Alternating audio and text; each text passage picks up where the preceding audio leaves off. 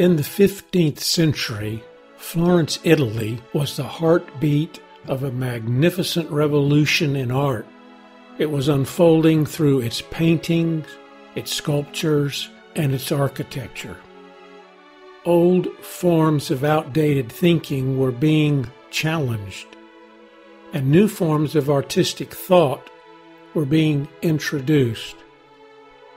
We simply call it the Renaissance.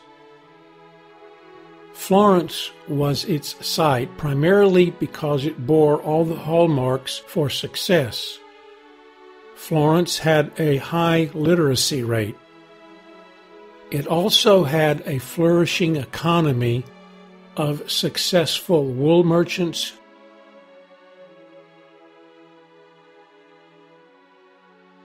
goldsmiths, and financiers. All this wealth was driven by the famed Medici family, whose banking prowess brought the city international attention. Such economic might attracted the generous funding of the arts by the people of Florence who wanted to leave a visible legacy for their descendants to see and remember. Especially the wealthy men who ensured themselves funerary chapels on consecrated ground. Goldsmiths who financed gilded bronze sculptures like those by Lorenzo Ghiberti on the baptistry doors of the Florence Cathedral. Architects like Filippo Brunelleschi, who figured out how to build a cathedral whose dome is still the largest masonry vault in the world. Painters like Tommaso Masaccio, who visually defied the limits and boundaries of space and distance using only a flat surface like a canvas or a wall. This conversation about art will look briefly at Masaccio's life and work. In particular, we will focus on one painting that he completed for a church in Florence, Italy. It is a fresco in a private chapel, and it captures nicely his pioneering work in creating a three-dimensional world on a two-dimensional wall. Masaccio was born in 1401 in Tuscany. His given name was Tommaso di Giovanni di Simone Guidi. His friends nicknamed him Masaccio, loosely translated Sloppy Tom, for his general appearance. His first biographer, a fellow artist named Vasari, made this drawing. Vasari tells us Masaccio's colleague, a man named Masolino, helped with many of these scenes. Masolino's nickname was the Delicate One. They must have made quite a pair. We do know that Masaccio received his required professional credentials in 1422 when his name was recorded as an official member of the Guild of Painters. These guilds still host a parade in Florence.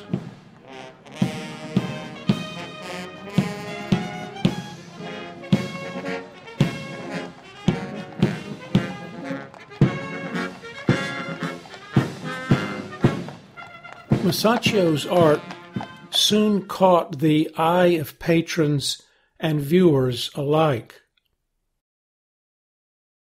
An altarpiece called Virgin and Child was painted for a small church in Pisa, Italy, in the year 1426. It was the central panel of a larger altarpiece with its other panels now located in other museums around the world. This particular panel is in London's National Gallery. The Virgin Mary sits on a carved throne. The right side of her cloak is cast in shadows. The golden background represents heaven. Angels stand nearby. The baby Jesus sits on Mary's lap. He has both human and divine characteristics. Masaccio depicts him with fleshy components that we would expect to see in babies. But that wasn't always the case in Italian art. Earlier traditions show a baby that, well, doesn't look like a baby. The wisdom and divinity of Jesus were more important than his humanity.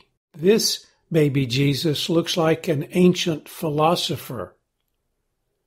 He holds a scroll with his left hand that he has just studied, or maybe he has just finished writing himself.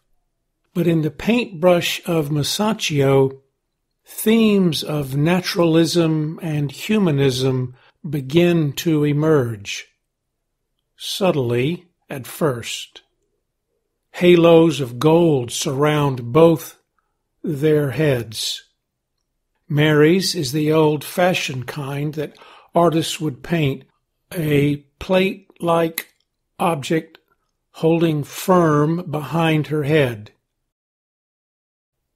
But notice Jesus' halo is strikingly different. His halo hovers above his head, and when Jesus' head moves, his halo moves more naturally and rotates according to where it needs to be positioned. The Christ child is looking at us, as a small child might do when a stranger enters his room, let's say, interrupting his lunch. Juicy, fresh grapes. The viewer knows that this is religious symbolism for the wine of the sacrament of Holy Communion. Mary, meanwhile, seems distracted as she contemplates the prophecy that Jesus will die an early, violent death. Masaccio shows us with solemnity a holy scene, to be sure. It's what the patron asked for. But Masaccio does it with an everyday, natural manner as we watch this chubby baby stuffing his mouth with a handful of tasty fruit. These details were rare for their day.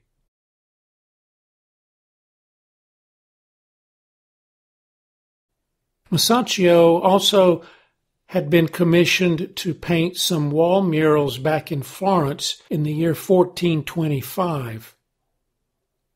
This church here is known as the Church of Santa Maria del Carmine.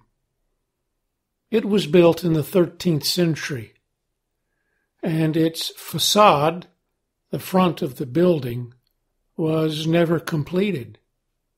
Hence, its rather medieval-looking appearance. Inside this church there is a richly decorated smaller chapel, paid for by a wealthy Florentine merchant named Felice Brancacci. It was designed and paid for to honor his deceased uncle. This fresco wall painting he commissioned Masaccio and his colleague Masolino to create depict scenes from the life of St. Peter.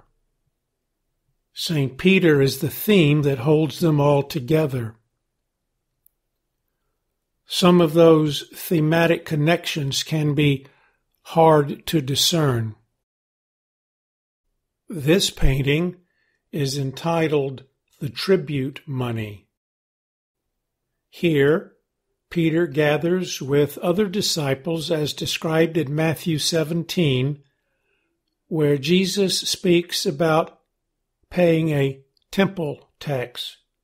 Notice two things.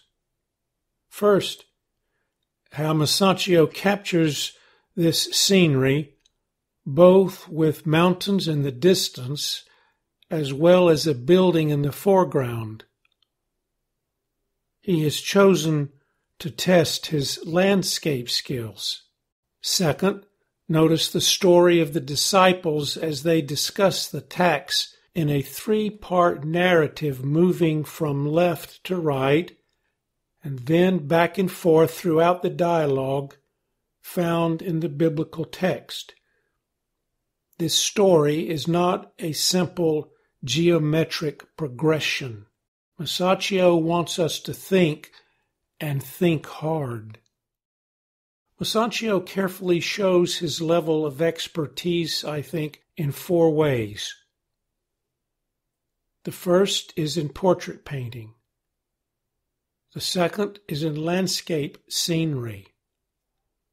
The third has to do with principles of architecture. And the fourth is a compelling storyline. All this by the age of 24. No one had created such a complex composition like this with such clarity, forcefulness, and range of painterly skills before Masaccio. Now, look to the left of this large tribute scene, and you'll see a small but equally compelling image from the book of Genesis. This image is perhaps the most revolutionary picture in this chapel. Located up high on the left wall is Adam and Eve. One single moment from their Garden of Eden story. Interestingly, Masaccio has chosen their expulsion from the garden. He did not choose a story from the creation, nor from the temptation, not from the original sin of eating from the wrong apple. He chose the story of expulsion. This scene gives, I think, Masaccio an opportunity to do something radically new with his paintbrush. We see actual people feeling actual emotions. We've seen hints of this in Giotto's art 100 years before. But now the intensity of this drama has been raised a level. The angel, with a mean-looking steel-like sword, is forcefully driving both of them out of the garden. Both Adam and Eve's expressions of their sorrow or pain or regret or any number of possible emotions could be shown. But notice that each of them does it in their own way. Adam is covering his eyes. He can't look. His hands go straight to his face, not to his private parts, which most other artists would choose. That's the natural reaction. A moan escapes his lips. Eve is more modest, but even that sense of modesty is cast aside when she tilts her head back, closes her eyes, opens her mouth, and utters a howl of grief.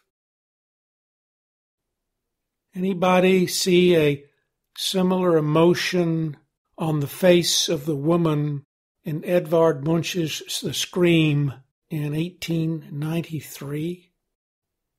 The Renaissance is seeing the signs of a truly great thinker of ideas and creator of images that we still marvel at 700 years later.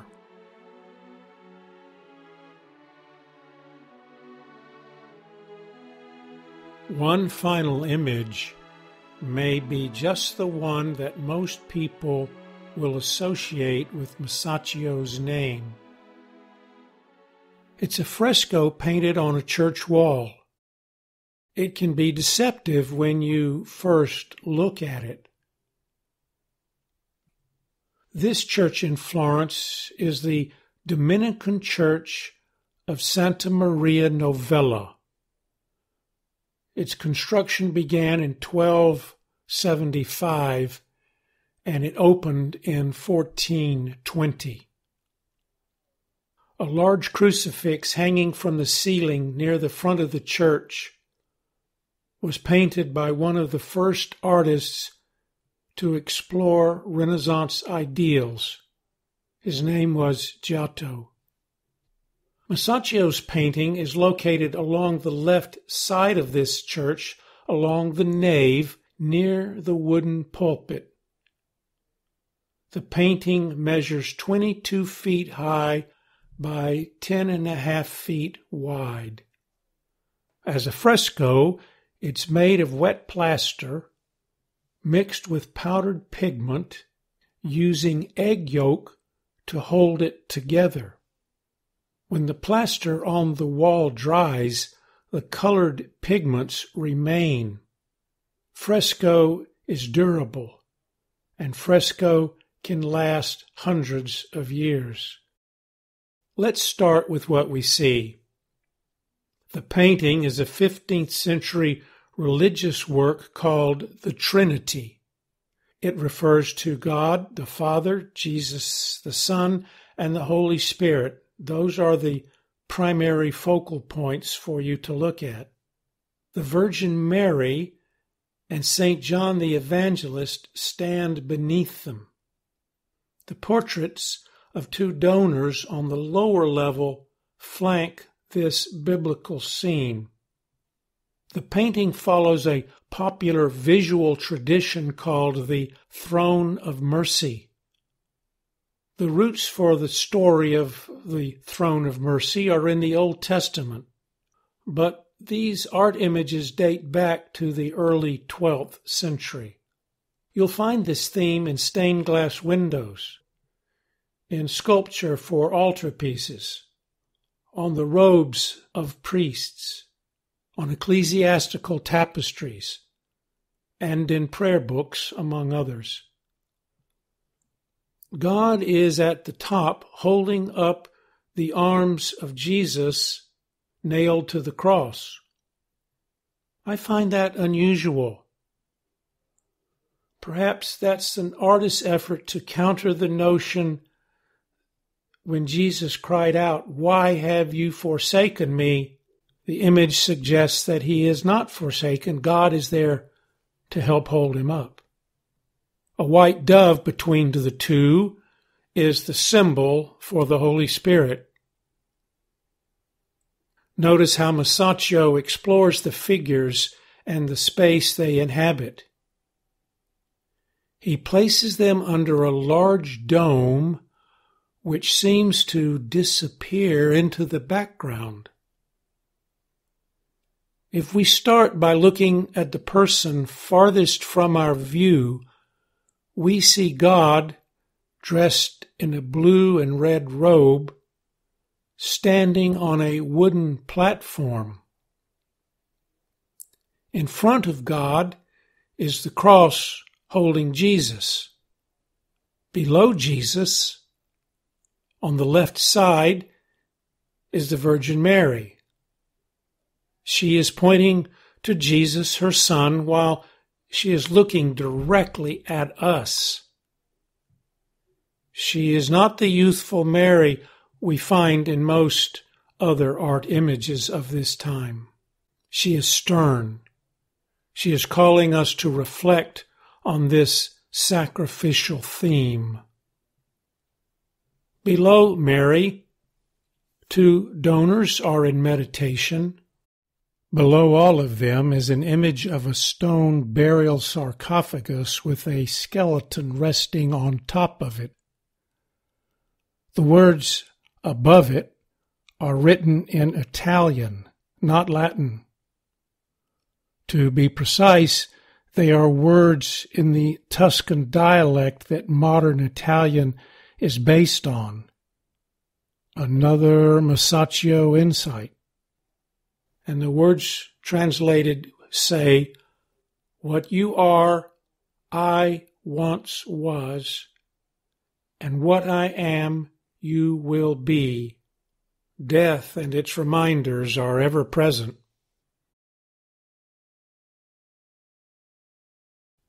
All of these images are placed within an architectural framework that plays with our sense of reality and illusion.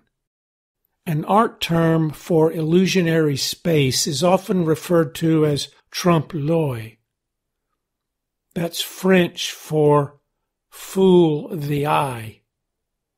Here is a modern version of trompe-l'œil, painted by an artist named Pere Borel de Casso in 1874.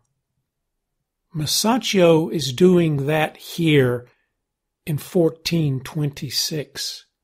When you look at it closely, the room seems to recede into the background while simultaneously expanding out in front towards us.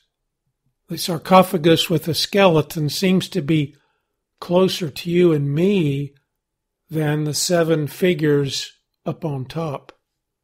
Here's a diagram showing a side view. You can see the distances that Masaccio wants us to imagine. Masaccio achieves this illusion by a technique called linear perspective. He was one of the first to explore this concept in painting. Masaccio imagines invisible straight lines starting at the top of the rounded ceiling and converging at a single point at the foot of the platform. We learned this concept of looking at space that may not be real as children. We learned that when we see train tracks appearing to merge in the distance, that's not real. It's just an illusion. If we draw a picture that seems to show a road, let's say, that magically disappears into the distance, we know it's just a picture. It's not actually how the road works in real life. Artists create imaginary lines to help them achieve this sense of depth and illusion. Where all the lines converge, artists call this the vanishing point. It's just trompe-l'œil. It ain't real. Or at least it's not supposed to be real.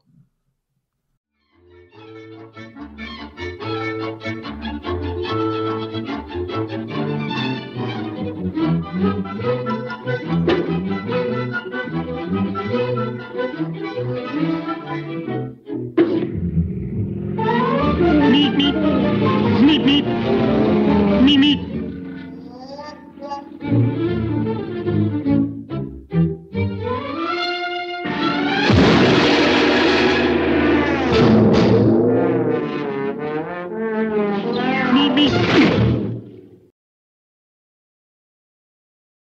When Masaccio paints a color image on a flat wall, he brings all these imaginary lines to focus on one single meeting point right at eye level.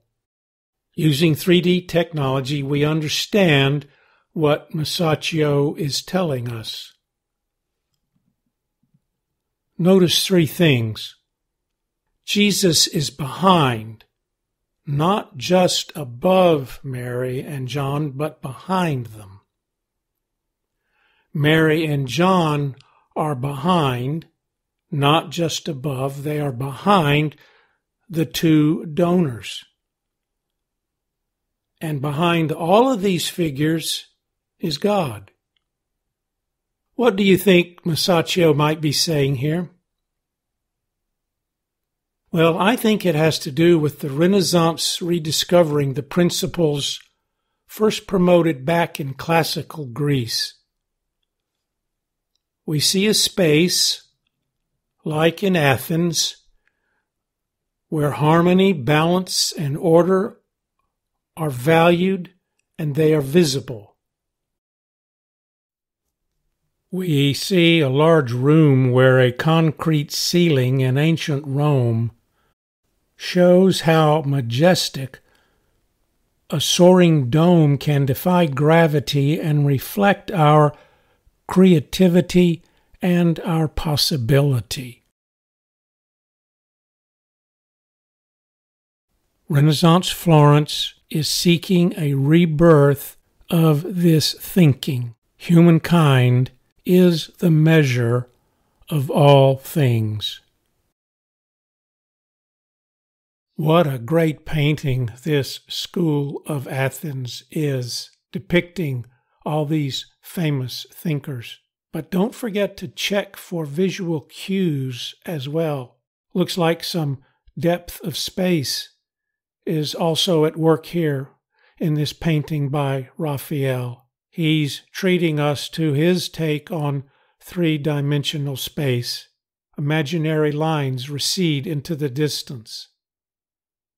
They will converge at a single vanishing point. Look at the two men in the center.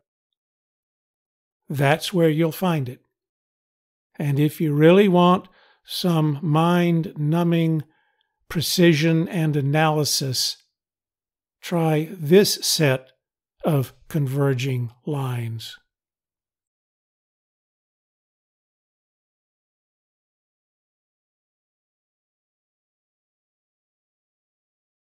When Masaccio places God farther back along the wooden platform, he is suggesting that the space being depicted is not otherworldly. The space is real. It's part of our everyday experience. There is some light and there is some darkness, and the space follows the laws of science. Closely look at the figure of God. God is not seated on a throne. God is not floating in space. God is not some abstract principle or theological concept.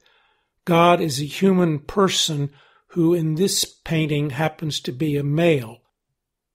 God has weight. God is affected by the same gravity all the others feel. God is a person who is standing. God is using arms we can see. God is using feet we can see. Look at God's left foot. Do you notice God has no sandals? God is barefoot. His toes are peeking out from under his robe. Before the Renaissance, artists would not dare to think of God in such language or in such imagery. But here, God looks like someone, as historians Stephen Zucker and Beth Harris point out, who is of flesh and blood, what it means to be really human. Masaccio takes us places in our minds that are both real and somehow simultaneously beyond reality. This is his genius. This is his gift. It's a lot like this picture. A person who looks at a flat wall and yet for a moment suspends all the laws of science and nature. We see a person who dares to imagine this space in front of him as a space to actually go into.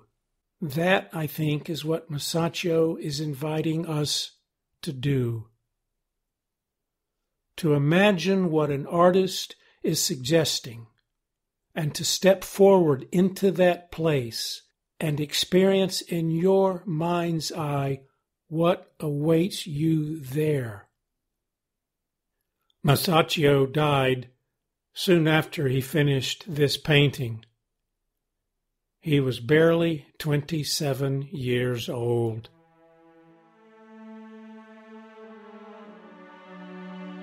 One wonders what other artistic gifts he might have left us. Thank you for watching.